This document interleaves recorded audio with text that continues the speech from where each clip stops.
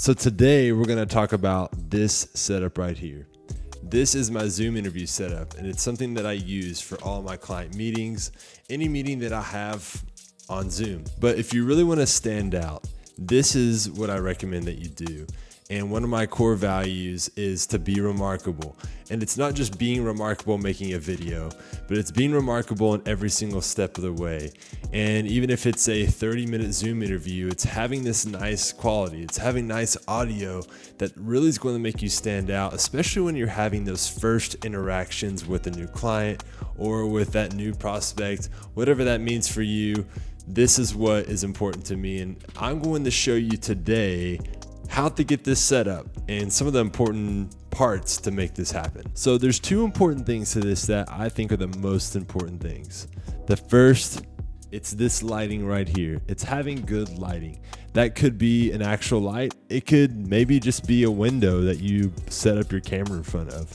But having good lighting is super important. The next thing that I recommend is having a great background. And this is a background that's taken a lot of time to build up.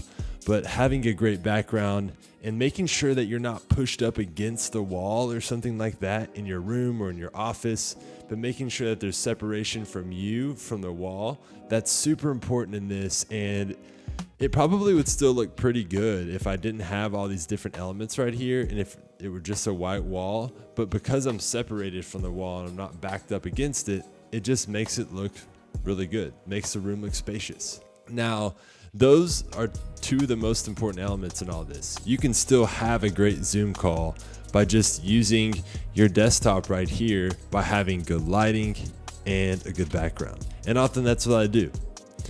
But how do you get this whole setup here where you have the depth of field, where you have the ability, I can zoom in, I can zoom out. Oh, look, some nice apples and drinks.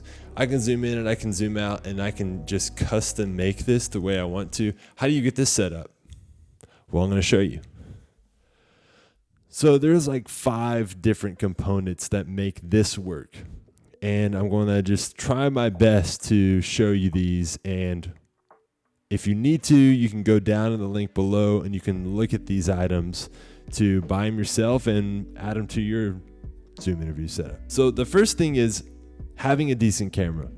Now, it doesn't have to be a crazy expensive camera. Right now, I'm using the Sony FX3, but it doesn't need to be the Sony FX3. It can just be any camera that really has a HDMI input and has the ability to be manually used.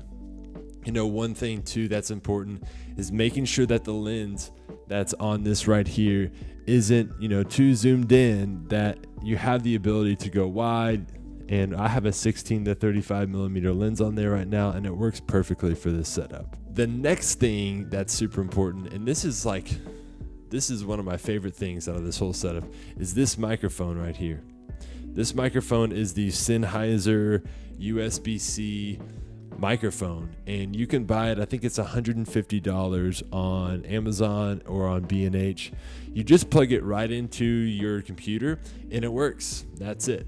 The only downside is if you're really trying to record the audio, you're not able to plug in a recorder and record the audio, but you can open up QuickTime in your player right here and you're able to record the audio on your computer and then pull it from that. And that's what I've been doing for a lot of this stuff right here, and it's been great. Haven't seen any problems, but this is super important to have good audio because this room is super echoey.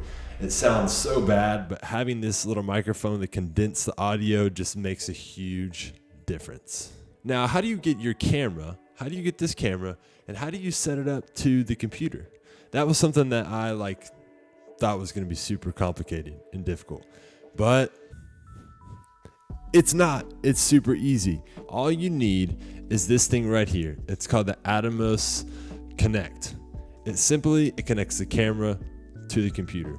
And it makes that camera become a webcam, and you just have to go into your settings and select the camera and not your webcam. That's it. Super easy. And when I first originally got this set up, I thought I needed to have this big switcher and have all these cool buttons, which is cool, but it becomes too complicated. This is something that I can pack in my bag and I can bring with me anywhere I want to do this very thing I'm doing right now.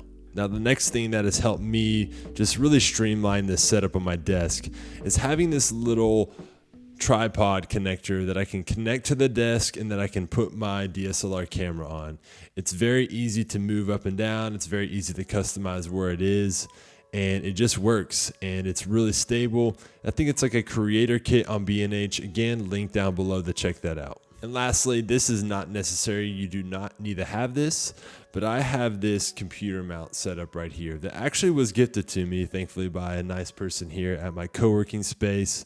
But this has been really great to bring up my computer screen so it's not, so far down, because ultimately you're going to be looking at the people. You're not going to be looking at yourself into the lens right here. You're going to be looking down.